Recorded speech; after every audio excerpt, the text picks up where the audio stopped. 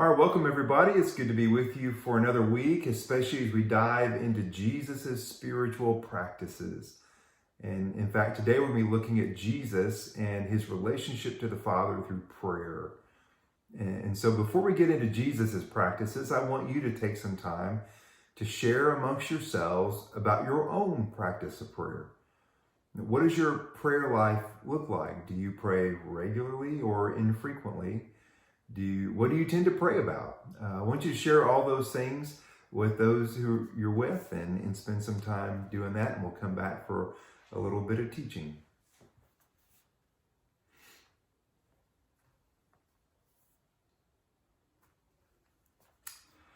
Well, as we turn our attention to Jesus, we see throughout the Gospels that prayer played a significant role in Jesus' life, especially that of his relationship with his Heavenly Father, which of course Jesus' relationship with his Father was so deeply knit with his own life, you couldn't separate one or the other. You know, prayer was a big part of this, and we see throughout Jesus' life that prayer was what he went to when the crowds would begin to press in further to him. Jesus would often slip away to be intentional in prayer. We would see that Jesus would teach his disciples how to pray. We also see Jesus erupt in a prayer of thanksgiving when the disciples come back from being on mission and having some success, and Jesus gives glory to the Father through that. We see Jesus restore the temple and make it once again a place of prayer, giving us a glimpse of what the temple should have been. We also see Jesus move away into the deep recesses of a garden in order to lean upon his Father and seek his Father's will in a time of testing. So prayer played a significant role in Jesus' life, and he nurtured his relationship with the Father through prayer, and prayer was a means of depending upon the Father. And if it's important to Jesus, we know it ought to be important to those of us who are seeking to follow Christ here today, especially as we think of trying to pattern our lives off of Christ. So it's worth our taking note of that. Well, today you're going to spend most of your time actually looking in the scriptures at John chapter 17. John 17 is a unique glimpse into Jesus' prayer life.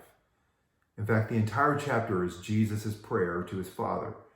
And it comes at a very unique time. It comes at a time when Jesus is probably just after the Lord's Supper and about to go to the garden where he'll be arrested. In fact, immediately after chapter 17 in John, in chapter 18, Jesus is arrested in the garden. And so we see that Jesus here is going to pray, most likely in front of his disciples, but he's going to pray for three things. He's going to pray for himself, he's going to pray for his disciples, and he's going to pray for you and for me.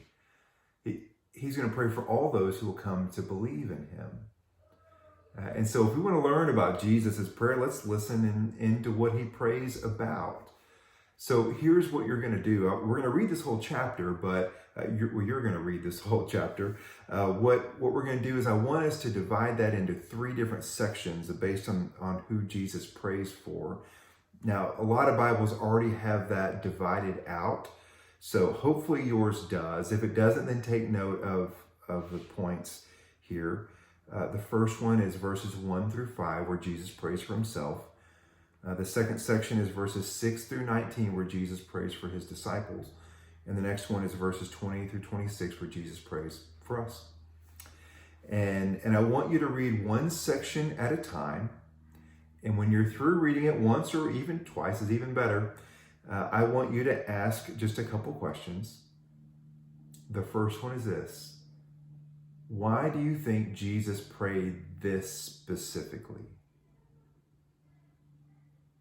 And the next one is what of this prayer most grabbed your attention? Let me ask that question a little less awkwardly. I don't know. How about what part of the prayer meant the most to you, and why? So read a section, ask those questions, and move on to the next. And when you're done with chapter 17, we'll come back for one final question.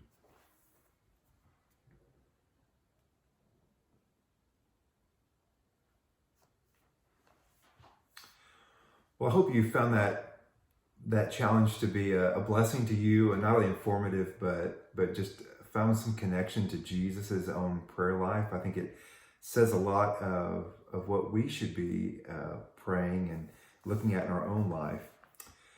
Well, our last question is one that you should be aware of if you remember last week's video, because I warned you that we would ask this question this week. So I did not forget.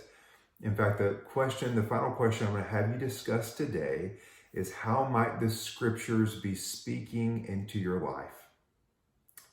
So I want you to take some time with your group, and we're going to close with just that question. How might the scriptures be speaking into your life? Why don't you share with one another what you are learning from the Lord? Thank you so much for joining us today.